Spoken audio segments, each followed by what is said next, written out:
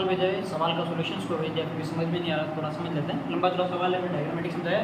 दो कैपेसिटर है, 2 फेरेड का, एक 3 फेरेड का, दोनों को 5 वोल्ट और 10 वोल्ट की बैटरी से रेस्पेक्टिवली जोड़ा गया है। फिर पूछा गया कि इनको वापस से स्वयं पोलैरिटी से जोड़ देते हैं तो वी कॉमन और चार्ज फ्लो और अपने एनर्जी में लॉस कितना होगा, वापस अपोजिट पोलैरिटी से जोड़ देते हैं, कैसा होता है सॉल्व करते हैं। चलिए जैसे कैपेसिटर क्वेश्चन दिखे डायग्रामेटिक सॉल्व कीजिए, आपका आंसर जल्दी आएगा और अच्छे से आएगा।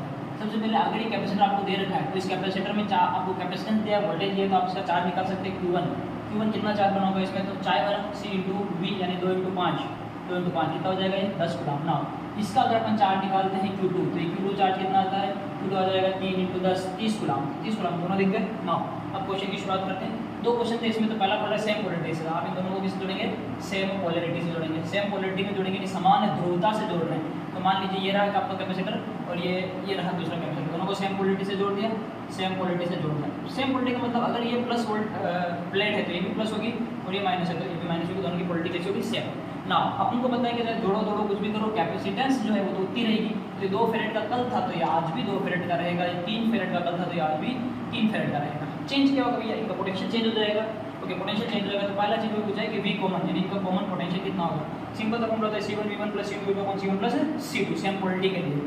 तो सेम पोलैरिटी के अपन ऐसा करते हैं, तो अब C1 Q1 क्या होता है, Q1 तो डायरेक्ट लिख देते हैं Q1 प्लस Q2 बटा C1 plus C2, simple formula बन गया। ओके, Q1 Q2 कितना है, ये है 10 और वो कितना है, वो है 30, 10 और 30 40 बटा C1 ये कितना है 2 और ये कितना है 3 5 40 बटा 5 यानी ये कितना हो जाएगा 40 बटा 5 8 वोल्टेज आएगा। ध्यान से समझिए, ये कैपेसिटर 8 वोल्टेज पर है तो ये वाला कितने पर होगा 8 वोल्टेज पर, दोनों का वोल्टेज क्या हो जाएगा सेम।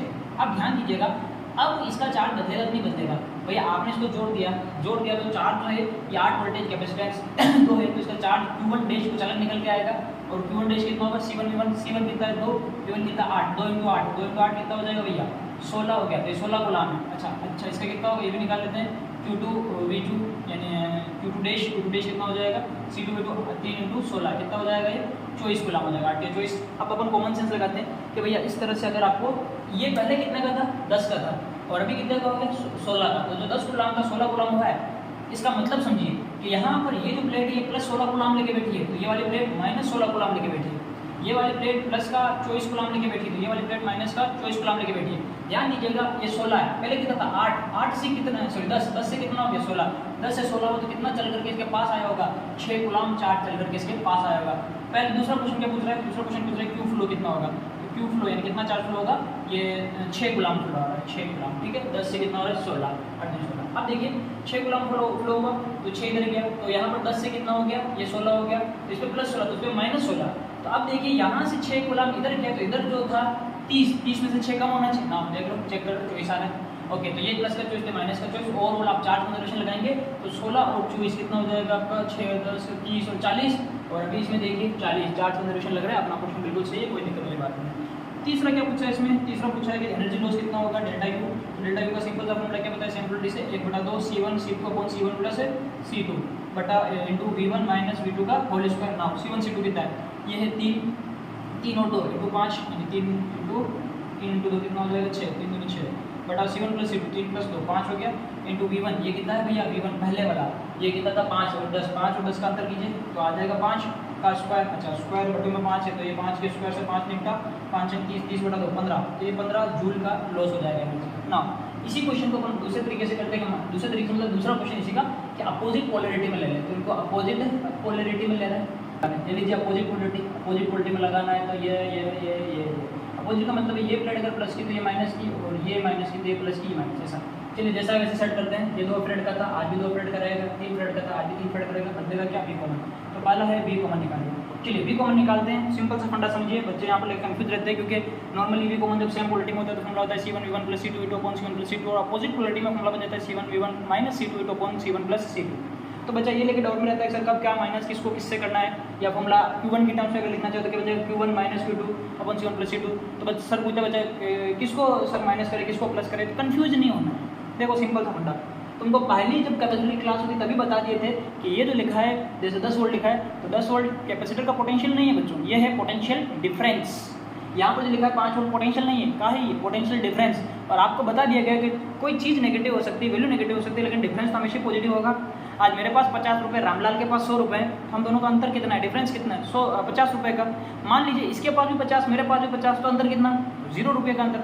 मैं बोलूँ मेरे पास 500 रुपये और इसके पास 50 रुपये, अब अंतर कितना, 450। इस बार माइनस 450 नहीं बोलता। तो आप जब भी दो चीज़ों का अंतर लेते हो तो आप नेगेटिव नहीं लेते, उसको पॉजिटिव ही कंसीडर करना होता है। तो बड़े में से छोटे को घटा दीजिए, आपको अंतर पता चल जाएगा।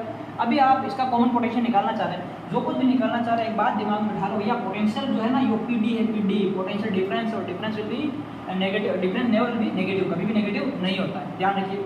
अब आपको पता है कि दो चीज़ों का अंतर करना है, Q1 Q2 का अंतर करना है। भाड़ में गया Q1, भाड़ में गया Q2, मेरे को तो पॉजिटिव आना चाहिए। ये कितना है 30, ये कितना है 10, 30 माइनस 10 करूँ, 10 माइनस 30 करूँ, 10 माइनस 30 के तो माइनस 20 आएगा, आगे जाके फॉर्मूला माइनस आएगा, आंसर माइनस आएगा, पोटेंशियल डिफरेंस माइनस में नहीं होता। मैं क्या करूँगा 30 माइनस 10 फॉर्मूला गया भाड़ में, C1 प्लस C2 कितना हो जाएगा 5, ये 2 प्लस 3 5 हो गया, 20/5 कितना हो जाएगा 4। Now this is 4 Q2 charge कितना फ्लो हो रहा है ये निकालना है, ये मजेदार है। तो वो चार्ज कितना फ्लो हो रहा है आप सोचते हैं, तो इससे पहले पता कर लेते हैं इसका Q1 जो Q2 डैश है वो कितना हो जाएगा, और इसका चार्ज अब कितना हो जाएगा Q1 डैश। ठीक है, पहले कितना था, ये पहले 10 था और ये पहले कितना था 30 था। आज देखते हैं कितना हो जाएगा। Now this Q1 dash will be Q into चाय वाला, तो यहाँ पे वोल्टेज कितने का था आपने बोला, कॉमन वोल्टेज 4 वोल्ट, तो ये भी 4 वोल्ट पर आएगा और ये भी आपका 4 वोल्ट पर आएगा। Q बराबर चाय वाला, C इंटू V कर दीजिए, तो आप 2 इंटू 4 करिए 8 कूलम आ रहा है, और इसको आप करिए 3 इंटू 4 ये 12 कूलम आ रहा है। अब देखिए 8 कूलम में 12 कूलम आ गया, लेकिन सेटअप कैसे हुआ, यहाँ पर चार्ट को देखना बहुत ही मजेदार होता है, अपोजिट वोल्टेज मजा आ जाता है। इससे पहले कंसेप्ट समझिए ये हुआ कैसे, तो कंसेप्ट समझाते हैं आपको। ये पहले जब जोड़ा नहीं था, हमने इसको जोड़ा नहीं था, तब ये वाला जो था ना इसका चार्ज कितना था, आपने कहा सर इसका चार्ज जो था वो 30 कूलम था, तो इसका मतलब इसकी एक प्लेट पे प्लस का 30, दूसरी प्लेट पे माइनस का 30, मैं ऐसे जोड़ना चाहता हूँ तो मैं इसको माइनस 30 कंसिडर करता हूँ, तो ये कितना हो जाएगा प्लस 30। जब इसको जोड़ा नहीं है तब ये कितना था, तो ये 10 था, तो इसका मतलब एक प्लेट पे मैं माइनस प्लस कंसिडर करूँगा माइनस, तो ये कितना हो जाएगा, ये हो जाएगा प्लस का 10 कूलम और ये हो जाएगा माइनस का 10 कूलम, ये इसका चार्ज है। नाउ आगे देखिए जैसे आप इसको जोड़ते हैं, ये लो हमने जोड़ दिया, तो आपकी कैलकुलेशन के अकॉर्डिंग ये कितना होना चाहिए 12 हो, और ये है कितना 30 कूलम, 30 को 12 होना है तो कितना भागेगा यहाँ से, जो भागा that will be Q flow, तो कितना भागेगा, तो 30 से 12 होना है, आई थिंक 18 भाग जाएगा, ये लीजिए 18 कूलम भाग गया, तो Q फ्लो कितना जाएगा आपका 18 कूलम बिना फॉर्मूले के। अब देखिए 18 भाग रहा है, 18 इधर से भागेगा, इधर कितना बेटा माइनस का 10, जब 18 भागेगा तो माइनस का 10 में से 10 इसको खा जाएगा, इसको जब खा जाएगा तो बचेगा कितना प्लस का 8। ओके, तो ये प्लेट कितनी हो जाएगी प्लस के 8 पर हो जाएगी ना। और सोचिए आप 18 इधर से भागेगा, 18 इधर से भागेगा या 18 कूलम इधर से भागा, तो 18 इधर भागा तो प्लस का 18 इधर भागेगा, तो इधर से भी 18 प्लस का 18 भागा।